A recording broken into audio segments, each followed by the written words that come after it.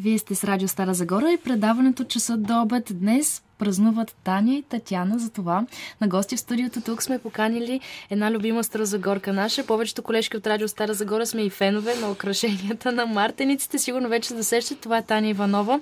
Здравей и честит имен ден! О, много благодаря за това хубаво да си жива и въведение. здрава, все така вдъхновена, усмихната. Благодаря с ваша помощ. Добре. Така, оригинални ръкоделия. В Фейсбук страницата те разпознаваме под Танините работи. Първо да започнем с това, като споменахме, че си именичка днес. Какъв е бил подаръкът, който най-много ти е останал на сърцето, който си запомнила, който през годините най-много те е изненадал? Помниш ли? Аз по принцип съм човек на дребните неща и на детайлите. Обичам дребните малки радости, аксесуара към дрежката, дребните допълнения, добрата дума за добро настроение. В този смисъл най-хубавият ми подарък беше една китка от няколко кукичанца в един много мразовит и много снежен 12 януари, поднесена от едни младежи от тогавашния младежки общински съвет в Стара Загора преди 13 години вече. Добре, пожелавам ти този 12 януари също да ти донесе много изненади, много радости и да е по-топъл. Надявам се, нека за всички да е по-топло. И поне вътрешно да ни е по-топло, на душите да ни е по-топло. Споменахме за малките нещица. Ти твориш едни малки, но много красиви украшения. Да започнем първо с украшенията. Новата година, какво се твори за началото? Какви са тенденциите? Какво ще бъде модерно? Това с много какво ще бъде модерно е въпрос за професионалисти. Но какво ще бъде модерно? Така наречените украшения, бижута, аз обичам българските дума накити, винаги ще бъдат модерни, защото казах, аз съм човек на детайла и смятам, че аксесуарите са тези, които правят жената уникална. Имаше едно време, в което всички си купувахме конфекция и нямаше много богат избор на дрехи. Сега, слава Богу, не е така. Но един шал, една чанта, една брошка или едно коле могат да направят уникална всяка жена. Или начина, по който е вързан шала също. И затова тези малки нещица, които сътворявам, са насочени точно към това. И аз не правя и серии, обичам да правя малки индивидуални неща, защото обичам да си представям човека, за когото го правя и как би стояло на определен човек, как би го носил определен човек. Тенденцията тази година са големите, едри, обемни бижута, като цяло. Моден цвят, вече знаем, марсала. Въпреки, че според мен той е много топъл цвят и така, за зимата много пасва на настроението. Но и за лятото е хубаво, така малко се слива с пясъка. Един нюанс по-тъмно, да кажем. Но мисля, че също време ще бъдат модерни пак и синьото, кралско синьо, туркоазено. Тази малко странна за нас комбинация синьо и зелено също е много така интересна и вървежна, както обичат да казват младите хора. Но ако сте забелязали и бижутата на водещите по телевизията, те също са с едни големи едри бижута. Аз съм привърженик на естествените неща и за това материалите, с които работя, са естествени. Стъклени са манистата, не обичам пластмасите, не обичам изкуствените материи в тези работи. Може би затова се получават така по-живички тези. Да. Какъв е методът на изработка? Споменахме манистата за накитите, които изработваш. Това е една доста стара технология. Оказва се, че има не само в България, и на други места по света. Те първо се нижат на конец, дълъг нанес и след това се плетат с една кука. Разбира се, ако искаме да получим фигурки, трябва малко изчисление, малко проба грешка, за да се получат. Може да се играе с големината на манистата, да се комбинират по-ситни и по-дребни. Могат да бъдат различни по цвят, могат да се правят текстури, да се разширяват, да се оголемяват, да бъдат дълги, къси и така нататък, гривни. Вече обици, пръстени започнах да посягаме към тези неща. Не малко извън традицията, която е в Родопите, защото аз там се научих да ги правя тези неща. В България там са най-много разпространени. И е наистина удоволствие да извадиш едно древно нещо, древно изкуство, да му дадеш малко живот нов и да се радваш някой. Не е тайна, че в Стара Загора си известна с титлата Баба Марта. Да, това наистина е титла и много се гордея с нея. Твори ли вече Баба Марта? Времето накъся? Твори Баба Марта. Започнала си вече да правиш мартенички. Започнала съм. Удържаш ли своя стил за истинската традиционна мартеница от вълна? Мартеницата, аз съм го казвала много пъти, колкото и да ви звучи клиширано, мартеницата за мен е кауза. И няма да отстъпя от това, че тя трябва да бъде само от естествени материали. Пак казвам, без метал, без пластмаса, без сваровски, без органза, без сатен. Това са хубави неща, които могат да бъдат използвани за нещо друго. Виждам включително във Фейсбук, по групите, много красиво, много майсторски изработени неща, само че не са мартеници. Могат да бъдат всякакъв друг вид накит, но не е мартеница. Да. Българската мартеница. С какво ще ни изненадаш тази година? Тази провокация на Радио Стара Загора. Ами, изненадите се очертават десетина, за сега ще ви кажа две. Първата ще бъде в последната седмица преди 1 март, не на 28, мисля, че 21 февруари се пада. Това е идея и инициатива на Държавна опера. Знаете, че там има една чудесна Уляна Келсева, която блика от енергия, от идеи. Да кажем, работно заглавие Баба Марта в операта. Ще бъде едно матине с деца. Ще извадим от музея, имаме оговорка вече с Евгения Иванова, етнографката. Ще извадим мартеници от фонда на музея, за да покажем. Тя ще им разкаже нещо, ще им покажем как се прави. Разбира се, това ще бъде съпроводено и с песни, защото няма как, нали сме в операта. А другата изненада, после дойде време на изложба с Маниста. Тя е планирана за май месец в къща музей Градски бит и с работно заглавие Манистени накити, традиции и съвременност. Това означава, че ще се покажат пак експонати от музея, от фонда на музея и някои от тях претворени в съвременен вариант. Там ще има доста по-интересни неща, които за сега запазвам наистина в тайна. Добре, за тези интересни неща. А имаш ли си любим накит? Ами да, имам една гривничка червена. Не точно първата, която съм направила, но някакси ми стана много любима, защото цветът е много хубав и смятам, че ми носи късмет. Тя е твоя талисман. Тя е моя талисман. Видях в страничката Танините работи във Фейсбук страницата, оригиналните ръкоделия пътешестват неуморно в близки и далечни страни. Харесват се не само в България, така ли? Имат притежания хора и в чужбина. Да, това са все приятели, които по една или друга причина живеят в чужбина за по-кратко, за по-дълго. Някои, които отиват за кратко. Но идеята е пак на млади хора, които решиха да направят този албум. Тайните работи пътуват и ги снимат на различни знакови места по света. Вече имаме и в Куба снимани, в Чикаго има. Сега очакваме да се появят и в по-южни страни снимки, по-екзотични снимки. Чудесно е това. А колко време ти отнема да направиш един накит? Това е много труден въпрос. Въпросът не е труден е отговорът, защото аз съм представител на Зодия Близнак, което значи, че рядко правя едно и също нещо дълго време. И мога сега да плета половин час, след това да оставя да започна да си нижа нещо или да ми штукне някаква идейка да я правя. Но да кажем, може би 7-8 часа са достатъчни за един накит. Неотдавна бяхме свидетели на най-дългата мартеница. Тази година ще има ли някакви различни мартеници и ще сътвориш ли нещо? Нещо различно? Различно. Ами сигурно ще има нещо различно. В смисъл нещо, което някаква нова хрумка. Но по принцип не обичам този най-голямото, най-красивото. Мартеницата е красива само защото е едно фантастично съчетание на два съвършени, създадени от природата цвята. И няма нужда тя да бъде най-дълга, за да бъде най-красива. И атрактивна. И атрактивна. Майсторлък е да направиш малка мартеничка. Голямата се прави лесно. Но пък има някакъв състезателен елемент и ако това увлича децата и ако представлява интерес, е по-добре да се занимават с това, вместо да носят китайски мартеници. Ако се научат как се усуква конеца, примерно, и направят нещо. Така, мартеницата е послание. А какво е твоето послание в началото на новата година, на финала на нашия разговор? Да бъдем добри, да бъдем хора. Добре, благодаря. Таня Иванова, честит имен ден отново. Благодаря и на всички Тани. На всички Тани и Татяни. Останете с предаването Часът до обед. Продължаваме след малко.